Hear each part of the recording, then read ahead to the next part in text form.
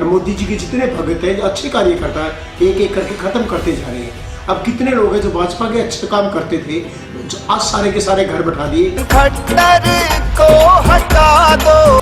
इसको मोदी भक्त नहीं चाहिए। मनोहर लाल का कोई गाने गा दे, इसके गुणगान कर दे, कोई चापलूसी कर दे, वो इसको अच्छा लगता है। बाकी चीजों का विरोध करता हूँ। मोदी जी को गुमराह किया खट्टर साहब ने किया, किसानों को गुमराह किया खट्टर साहब ने किया। इस गुमराह करने वाले को साइड कर दो, 1 घंटे में सारे फैसले हो जाएंगे। सीएम मनोहर लाल खट्टर के विरुद्ध जो है बुलंद आवाज की हुई है, मोर्चाबंदी की हुई है। तो मैं सीएम खट्टर को हटा दो, योगी जैसा सीएम बना दो। स्टेट के दूसरी स्टेटों के लोगों ने, जिनका कोई भाजपा से, कोई कार्यकर्ताओं से, कोई आम जनता से दूर दूर का भी रिश्ता नहीं है। इवन के वो 22 के 22 जिलों के नाम तक नहीं जानते। अपने कुछ लोगों इनके दायरा और बाकी लोग ये खत्म हो जाए। जो लगता है कि मोदी भगत है, इसको चाहिए अपने भगत। पसंद करते हैं हरियाणा, तो इसका कोई फायदा नहीं है। जिसको 92% लोग पसंद नहीं करते, गाँव में घुसने देते, हेलीकॉप्टर नहीं उतरने देते, जहाँ जाता है वहाँ विरोध होता है। रखें ना रखें, मैं मोदी के गीत हमेशा गाता रहूँगा। लेकिन जो दुष्ट आदमी है, गलत है, भ्रष्टाचारी है, चंडाल चौकड़ी, उनकी हमेशा खिलाफ करता रहूँगा। हिंद दस्तक के विशेष कार्यक्रम अदालत आवाम की में आज मैं आपको एक ऐसी शख्सियत से मिलाना चाहता हूं जो किसी नाम की मोहताज नहीं है। आपने नाम सुना होगा रॉकी मित्तल, जो किसी परिचय की मोहताज नहीं है। लेकिन आजकल जो चर्चा में है वो इसलिए चर्चा में है कि उन्होंने सीएम मनोहर लाल खट्टर के विरुद्ध जो है बुलंद आवाज की हुई है, मोर्चाबंदी की हुई है। तो मैं आपको मिलाता हूं रॉकी मित्तल से, जो एक गायक है और अपनी गायकी से जो है हर प्रकार की जो एक समीकरण बदलने के मायने रखते हैं। तो रॉकी मित्तल जी, आपका स्वागत है। स्वागत है। राम राम सब भाइयों को, सब दर्शकों को। तो सबसे पहले तो मैं आपसे जानना चाहूंगा कि क्या ऐसे कारण रहे कि आपका जो है मनमुटाव। देखो, कोई भी किसी की पक्की पकाई फसल काट के ले जाए, उसको दर्द होता है। मैंने 2012 से लेके आज तक मोदी जी के लिए काम किया, भाजपा के लिए काम किया, पूरे देश में काम किया, और वो भी तन मन धन से काम किया, और बगैर पैसे के, बगैर किसी लालच के काम किया। यदि उन्होंने कुछ दिन मेरे को साथ भी रखा, एक दिन में लोगों ने मेरे को पावर नहीं दी। मैं किसी को कोई काम नहीं कर सका। जब जनता उम्मीद करती है कि रॉकी मित्तल एक अच्छा कार्य करता है, तो दूसरे कार्यकर्ता के काम करेगा। मैं कुछ कर ही नहीं सकता था। लोगों को वो रहता था, लेकिन ये कहते थे कुछ दिन रुक जाओ, ये हो जाएगा, वो हो जाए, कुछ नहीं हो पाया। उसके बावजूद मैंने जिंदगी के अंदर एक बात बताऊँ, जब जिसके कांग्रेस के खिलाफ, दूसरी पार्टियों के खिलाफ हमारे लड़ते रहे, इसलिए एक दिन अच्छे दिन हमारे भी आएंगे। और ये लोग मोदी जी को बाईपास करके, मोदी जी को तो पता नहीं लगने देते, और मोदी जी के जितने भगत हैं, जो अच्छे कार्य करता है, एक एक करके खत्म करते जा रहे हैं। अब कितने लोग हैं जो भाजपा के अच्छे काम करते थे, जो आज सारे के सारे घर बैठा दिए, और जो दूसरी जुंडली है इनकी चंडाल चौकड़ी, उसने पूरे हरियाणा के ऊपर कब्जा कर लिया। और ज्यादातर आउट ऑफ स्टेट के, दूसरी स्टेटों के लोगों ने, जिनका कोई भाजपा से, कोई कार्यकर्ताओं से, कोई आम जनता से दूर दूर का भी रिश्ता नहीं है। इवन के वो 22 के 22 जिलों के नाम तक नहीं जानते। मैं एक बात जानना चाहूंगा कि जब तक आप सरकार में थे तो सरकार के पक्ष में गुणगान किया है, और जैसे ही मतलब आप पब्लिसिटी सेल से आप किनारा किया है, तो सरकार के जो है मनोहर लाल के अनरेस्ट। ऐसा कोई बात नहीं है। मैं पहले भी 2 बार इन्होंने सस्पेंड किया था, भ्रष्टाचार के मुद्दे उठाए थे। और मेरी फेसबुक आईडी चेक कर लो, 2013 से लेकर आज तक की मैंने हमेशा आवाज उठाई है, हमेशा काम किए। नशा मुक्ति पे काम शुरू किया, इन्होंने बंद करवा दिया। महिला सुरक्षा पे काम शुरू किया, वो बंद करवा दिया इन लोगों ने। सफाई पे काम शुरू किया, वो बंद करवा दिया। मान लो मैंने पानी की व्यवस्था के ऊपर काम किया, वो बंद करवा दिया। आज तक इन्होंने कोई काम चालू कर रहने नहीं दिया, तो मैं क्या कर सकता हूँ? मतलब ये बदले की भावना से नहीं, बल्कि मैं एक जातिगत एक आंकड़े बैठा के सीएम साहब काम करते हैं, और एक एक चीज को खत्म करते जाते हैं, ताकि इनको लगे कि बस अपने कुछ लोग हो, इनके दायरा, और बाकी लोग ये खत्म हो जाए। जो लगता है कि मोदी भगत है, इसको चाहिए अपने भगत, इसको मोदी भक्त नहीं चाहिए। मनोहर लाल का कोई गाने गा दे, इसके गुणगान कर दे, कोई चापलूसी करते, वो इसको अच्छा लगता है। पार्टी का कार्यकर्ता इसको अच्छा नहीं लगता। आपने एक गाने में जो है योगी और खट्टर साहब को बोला है कि योगी जैसा जो है वो सीएम हरियाणा को दिया जाए। क्या अंतर महसूस करते हैं? आज तक पे एक आप रिपोर्ट देखिए, सबसे बेस्ट दिखाया है। इंडिया के 25% लोगों की पसंद दिखाया है योगी जी, यानी कि नंबर 1 पे दिखाया है। और हमारे वाला तो लास्ट नंबर पे है, यानी कि हम लोग लास्ट में है। और जबकि हरियाणा की पब्लिसिटी तो बहुत आगे की होनी चाहिए। 250 करोड़ रुपए खर्च करते हैं एक साल का, एक साल में 250 करोड़ ही योगी जी खर्च करते हैं। उसके बाद वो नंबर 1 पे ऑल इंडिया में। और जबकि हमारे से 10 बड़ा स्टेट है, लेकिन हम पीछे क्यों?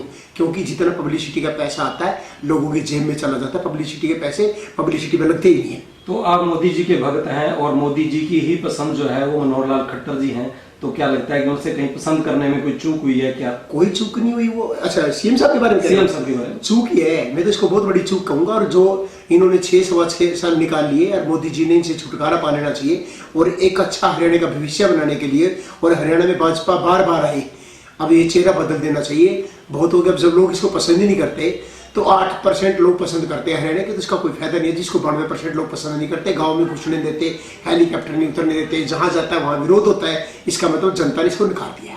आप जो इनकी नीतियों की बात करते हैं या फिर जिस चंडाल चौकड़ी की बात कर रहे हैं, उन नीतियों बारे या उस चंडाल चौकड़ी बारे आपने कभी मोदी जी को पत्र लिखकर या कोई अवगत कराया? अब मैंने पत्र लिख दिया, सारी की सारी जानकारी जितनी भी आजकल हो रही है सबको दे रहा हूँ। यदि मुझे धमकाने की कोशिश करते, डराने की कोशिश करते, वो भी उनको बता रहा हूँ। अब मेरा जो भी मेरी फाइल है या मेरा फैसला मोदी जी करेंगे, उनके हाथ में है, और किसान आंदोलन के बाद जरूर कोई अच्छे रिजल्ट आएंगे। तो किसान आंदोलन में और ये जो किसान आंदोलन को लेकर जो बिल की नीतियां हैं उसको लेकर आप किसको जिम्मेदार मानते हैं? मैं खट्टर साहब को जिम्मेवार मानता हूँ। जो शुरू के अंदर ये खुद भस भर के आड़तियों की और किसानों की लेके जाते तो आंदोलन होना नहीं था। इसने तो गड्ढे खोद दिए, पानी की बुछारें मारी, वो उनका उल्टा टॉर्चर किया, जबकि इसको पता है कि हरियाणा वीरों की भूमि है, ये लोग डरने वाले नहीं है। और जानबूझ के ऐसा इसने किया ताकि अपनी राजनीति चमकाने के लिए कि मैं दिल्ली में नहीं घुसने दूंगा, जबकि वो भी हमारे भाई हैं, किसान भी हमारे भाई हैं, पूरे अन्नदाता है, पूरे देश का पेट भरते हैं, पूरी दुनिया का पेट भरते हैं। आप मोदी की तारीफ करते हैं और आज की डेट में खट्टर की आलोचना करते हैं, तो मोदी जो हैं वो देश के प्रधानमंत्री हैं और एक पावरफुल प्रधानमंत्री हैं, और सीएम को अगर हम तुलना करें तो सीएम के मुकाबले कहीं पावरफुल है। तो अगर वो चाहें तो खट्टर साहब को हटा भी सकते हैं और इन नीतियों के बारे भी अलग से कोई अपना, देखो उनको बार बार देखो बुलाया जाता है। हाँ जी, उनको क्या बोला जाता है मुझे नहीं पता, इतना बड़ा लेवल तो मेरा नहीं है, लेकिन इतना जरूर है वो टेंशन में है। और मोदी जी भी इनसे दुखी है, पूरी सरकार इनसे दुखी है, पूरी भाजपा दुखी है।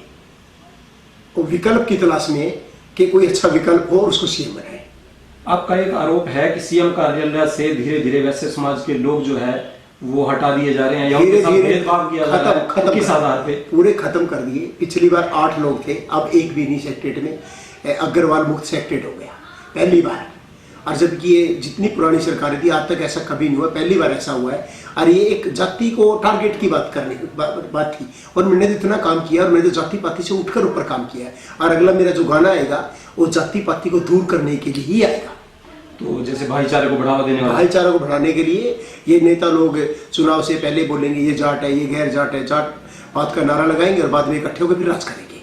तो अगर किसान बिल 26 तक या कोई भविष्य में जल्दी वापस नहीं होता तो इसके लिए जो कोई मोदी जी से आप कोई अपील करना चाहेंगे या क्या आप भगत रहे हैं कि इसमें कोई बदलाव चाहेंगे? मोदी जी मेरे को इस बारे में राय ले तो मुझे लगता है कि 1-2 घंटे में इसका मैं जितना भी है ना क्लेश खत्म हो सकता है। कारण कि मैं किसान भी हूँ, आड़ती हूँ, मुझे पता किसानों की प्रॉब्लम क्या, आड़तियों की प्रॉब्लम क्या है। और हमें नहीं चाहिए, मैं कैथल डिस्ट्रिक्ट की अकेले की बात करूँगा, 1 लाख लोग रोजगार है आड़तियों के भरोसे और किसानों के।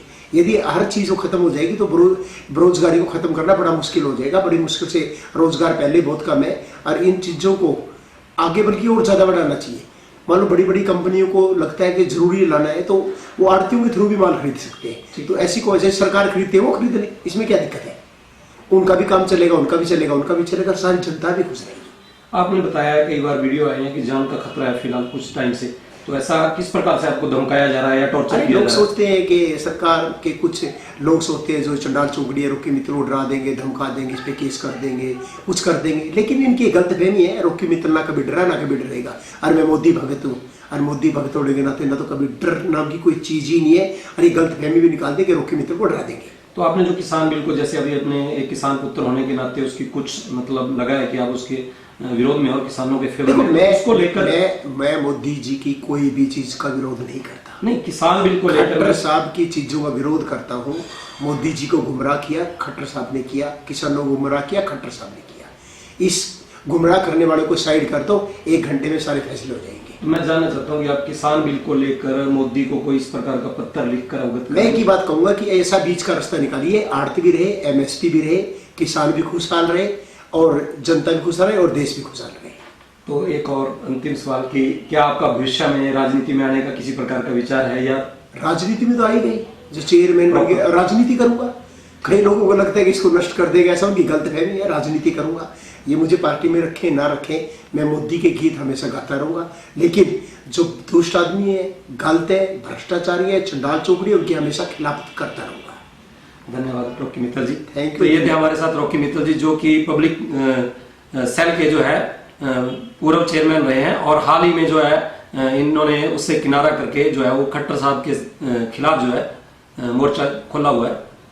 धन्यवाद।